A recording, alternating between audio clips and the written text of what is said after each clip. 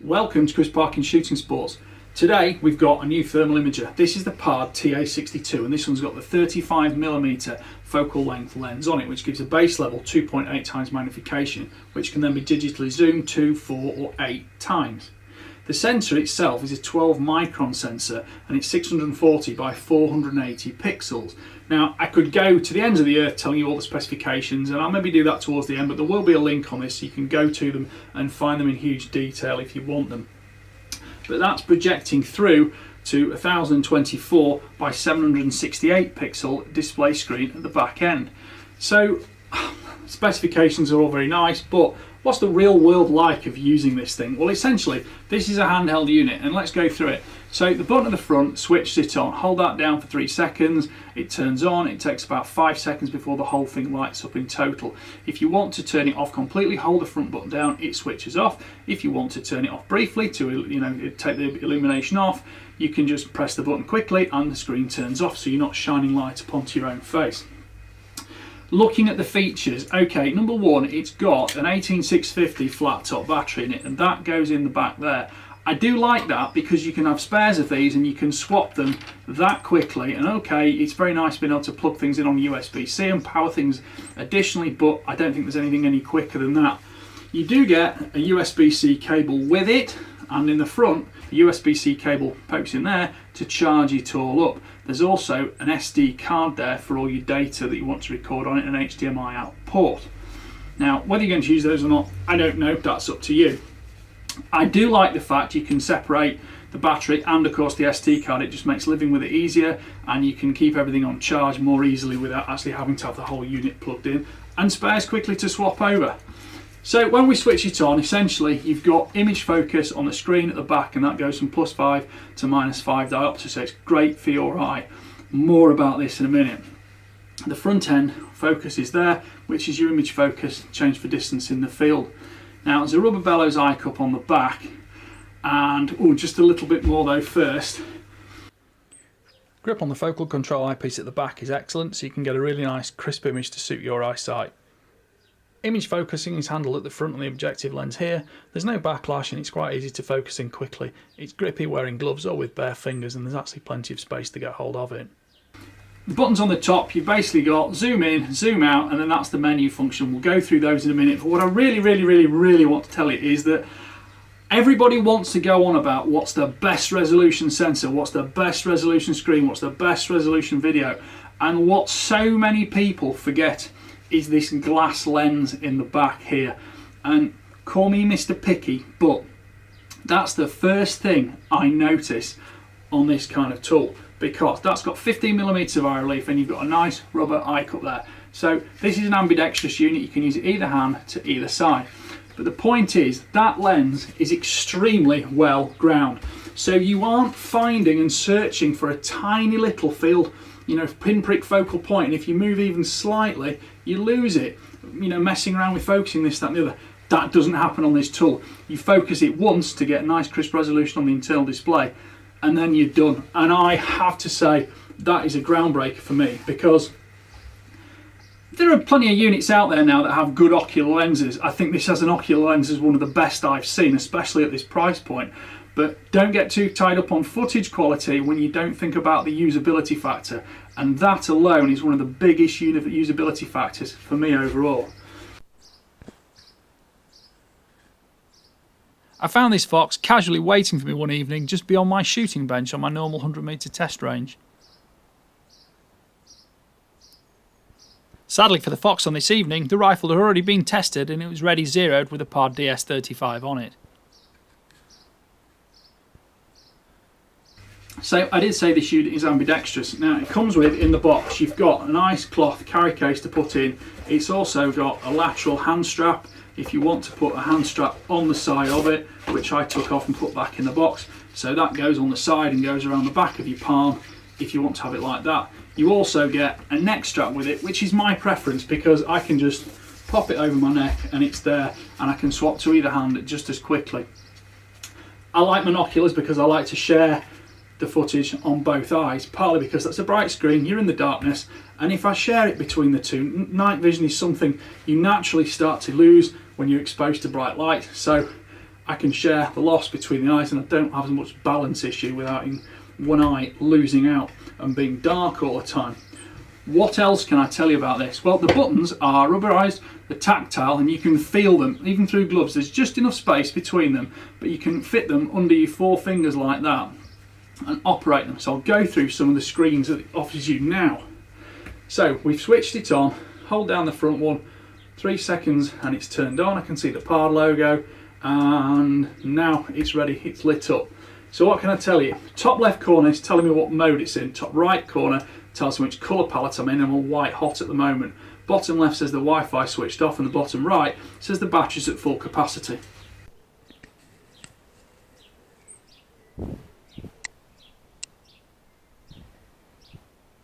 Here you can see the red hotspot finder dancing around the screen looking for the hottest spot. I'm also scrolling through the colour palettes of white hot, black hot, red hot and fusion.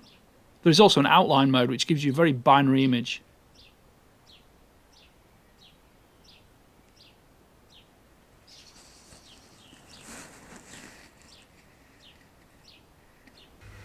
So as I say, going through the buttons, the front one is power.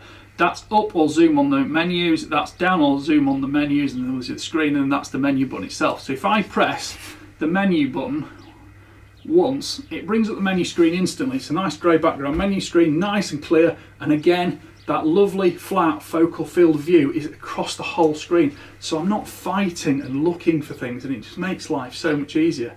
So if I look at you now, while I go through this menu, we've got image setting. So let's start with image setting. That gives me I'm on 105 contrast, so we've got adjustable contrast, adjustable brightness, we've got detail and sharpness as well as mode 0. I haven't gone through the entire instruction book yet, and I haven't needed to because it came set up beautifully and I've just had it.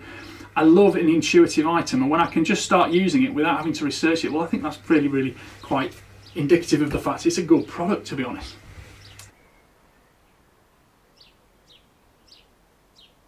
I thought the image quality was excellent at this price point. It gave me fantastic texture to allow me to see the landscape in its true format. I was easily able to see all foliage, fences and barbed wire to make sure all my shots were going to be safe. This Fox is clearly cooling down now, but it's great to see the texture still available from the sub 25 millikelvin net D rating on this PARD. I particularly like this clip because it shows the great contrast available from the PARD. You get great texture on the landscape, but that doesn't stop the fact that brighter, hotter hair pops well from the background to make sure you notice it immediately. So if I go back into the menu, if I hold it down, it'll go back to the standard menu structure. I can then go into display settings. Display settings gives me 6 contrast levels. I've got brightness, I've got colour temperature, which obviously changes, the Kelvin rating of the actual temperature on the lights. Now lights, like in here, you can have whiter lights or warmer lights, and those are all adjustable through this, as well as the actual brightness of the screen itself. I'm running it on screen brightness 2 rather than up on 6 because I just don't need it that bright, because I don't want to lose as much night vision as possible, and of course I'm using it in darkness anyway, so why have it super bright? Next menu function is, we'll just hold that down, go back to the main screen. Okay, we're going to scene selection. So scene selection is city, forest or rain. That basically works through the algorithms in the actual programming and running software, the firmware itself, to give you the best image quality, offsetting against those factors, which of course we all experience in the field. This is a road here looking back over its shoulder from about 150 metres away, checking out what I'm doing as I drive past in the truck on the farm. I've only had this for about 4 days. I love it already.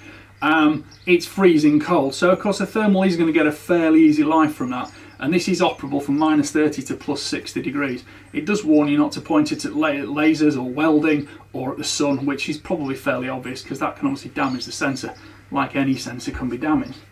Next setting on here, I'll go back to the menu, magnify center position. So we've got 2 choices really through the magnification settings. We can run normal magnification or we can run picture in picture. If you run normal magnification settings with picture in picture turned off, when you press up and down, it zooms the whole screen, the full rectangular width of the screen, up through 1, 2, 4 or 8 times magnification. If you turn picture in picture on, the whole centre screen stays at the standard 1 times magnification, which is 2.8 times optical magnification from the 35mm lens. But essentially, if you have the picture in picture with zoom, the picture in picture alone goes up through 2, 4 or 8 times magnification. And I must admit, I really like that, because usually I want magnification on one specific detail I'm looking at, but I do like having that remaining full width field of view to actually look over. So that's another small feature I quite like about it. These hares are dancing around at about 60 metres away from where I'm standing. There's a 30Hz refresh rate and the picture is very fluid with smooth motion.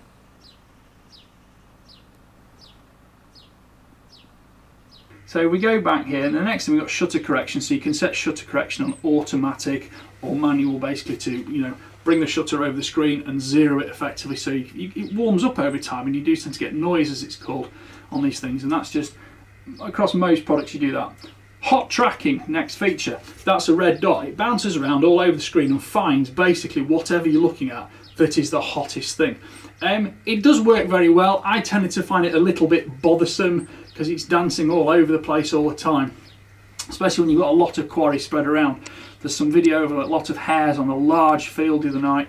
Hot tracking is bouncing all over the place. It's like a little red circle zooming around. Not my cup of tea, but it can be useful in some scenarios.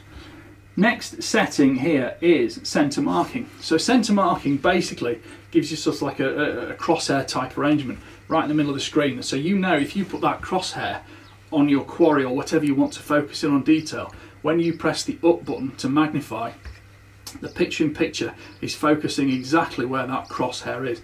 That is a nice feature. That's one I've left on because I find it quite usable. What's next?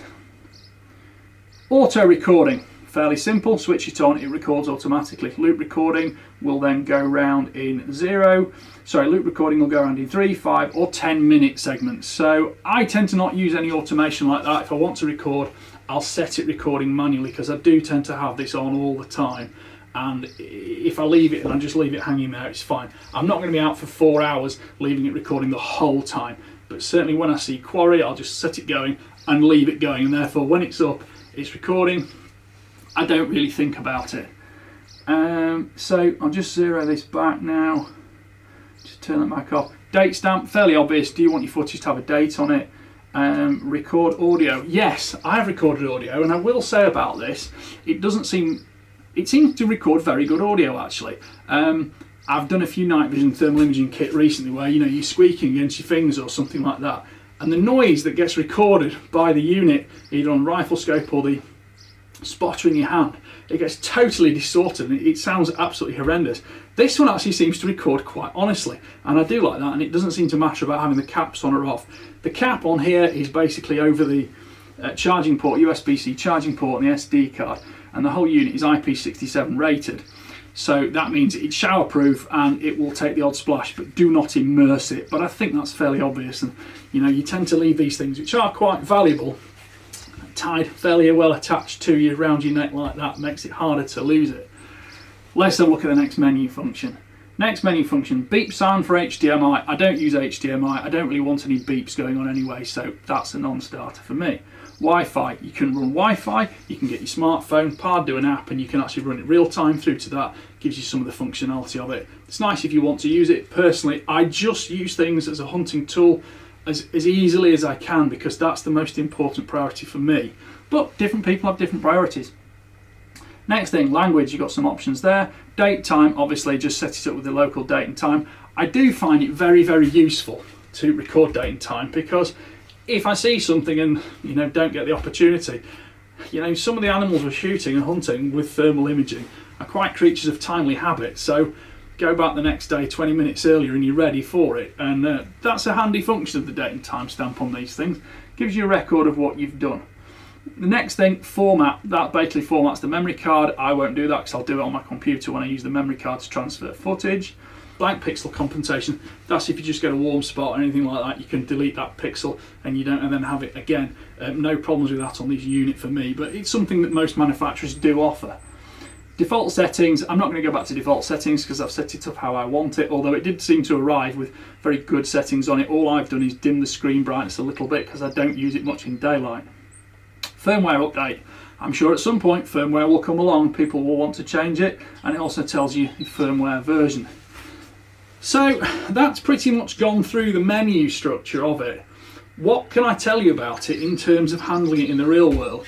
Well, you've got all sorts of little slots here, so you can put the side handle on or anything like that. I'm using it on a lanyard. There's a 1/4" UNC tripod mount on the bottom if you want to put it on a tripod. That can be kind of handy if you want to run it on a secondary display screen with the Wi-Fi, but don't forget you do get a bit more latency when you're doing that rather than having the screen in front of your eyes themselves. This has got 30 frames per second refresh rate, so you do get smooth tracking on it. But you know, you notice the difference in refresh rate speeds on things, and as soon as you put a bit of latency into something, which is the time it takes that to communicate with your smart device, well, you know, you're just not quite in the real time. And sometimes in fast fire situations, you don't have milliseconds to spare waiting for things like that to happen. Actual field of view at 2.8 times magnification is 12.5 degrees, and I do find that wide enough because that's, you know, base level magnification. It's what I leave things on most of the time because, of course, at base level it's optical and you're not digitally zooming it. The zoom magnification on it does give me some quite good footage, and I've used it on a couple of occasions. I did actually have a scenario last night where I really wanted to check something out, and you'll probably see this on a later video where there were a couple of things milling around. One of them was actually on the quarry list, one of them was definitely on the do not engage this thing list, so that's why I wanted to be able to zoom in and really check on the detail. And actually, as I was hunting, these two animals almost swapped positions. One went in, the other came out, and I could have really made a mistake, so I did appreciate having that great image capability and quality with this. I was tracking a fox as it headed behind some trees into some dead ground, and I lost view of it, but about 20 metres ahead of where it was heading for, another white hot spot appeared, and it would appear to be the farm cat that was inquiring what was going on. The fox later turned round and reappeared back where I'd seen it earlier.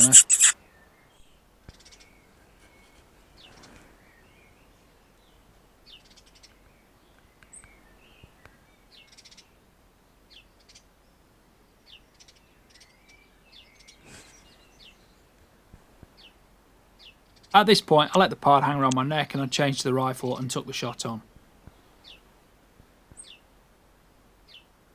Overall weight is 328 grams, overall size is 158 by 68 by 44 millimeters. It is compact, my hands aren't huge, that's how big it is, it grasps easily on either hand. You do sometimes have to just a little bit just remind yourself which buttons you're on, but I tended to find myself most of the time on the menu button or the up and down buttons. Power on, power off, occasionally that is what it does. If you hold the menu button down for a long time, that turns the video function on. Just be careful, if you press the power button to dim the screen, that does automatically stop the video function. So that's something I did accidentally a couple of times, but I soon learnt not to touch the power button in use for that reason. Anything else in the box? There's nothing really in there. You do get quite a nice Cordura carry case, which is great for just slotting it in easily, put that in your shooting bag, and as soon as you get wherever you're going, take that out, wrap it around your neck. The soft case is not something I'll probably use. The USB-C charging cable, I've got those all over the place, but it's good that they supply one with it. Charging time is about 4 hours. Run time, I've run it at least 4 hours so far, but because I've got spare batteries, it doesn't really matter to me. Spare batteries are not expensive, they're quick, they're easy to change, and of course, if you can keep spare batteries in your pockets, well, keeping them warmer keeps them lasting longer. So, you know, that's the case with any battery, and especially at this time of year where we're at freezing or minus temperature, you actually do appreciate that more. Just pop those back in there.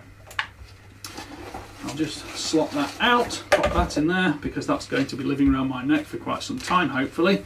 I rather like it.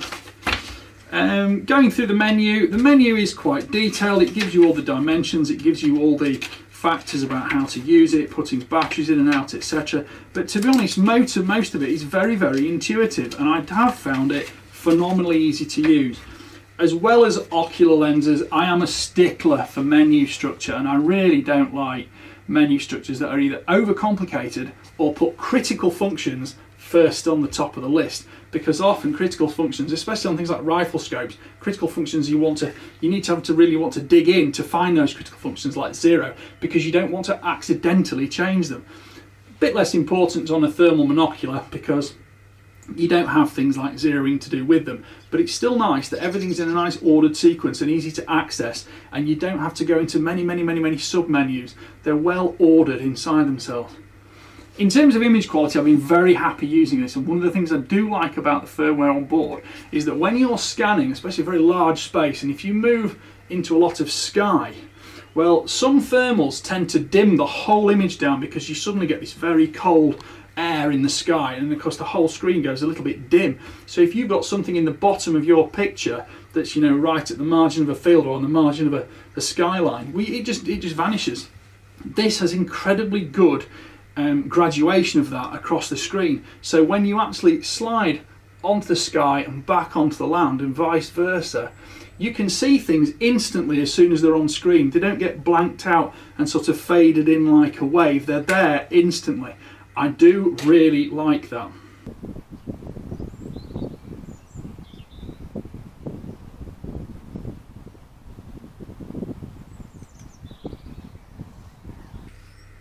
Well, thank you for watching. I hope you've enjoyed this review of the PARD TA62 and watching some of the footage with it. Now remember, I use my thermal imaging and night vision kit to actually hunt. I don't spend hours getting camera assistants to modify the footage or stand there with a tripod very carefully focusing each time. I'm not interested in that. What I want is to set this at about 100-150 meters, scan everywhere, and only when I've got time do I ever want to start refocusing things. And this does have very good depth of field, so if I left this focused on about 100 meters, I didn't really have any issues with it when I wanted to look in close. And if I did have time, I can then adjust it. And the great thing about that long depth of field means you don't have to do that all the time. There is a rubber lens cap, clips on the front to protect the lens, and I've just found it very handy in terms of size and shape to slot in a pocket and carry around.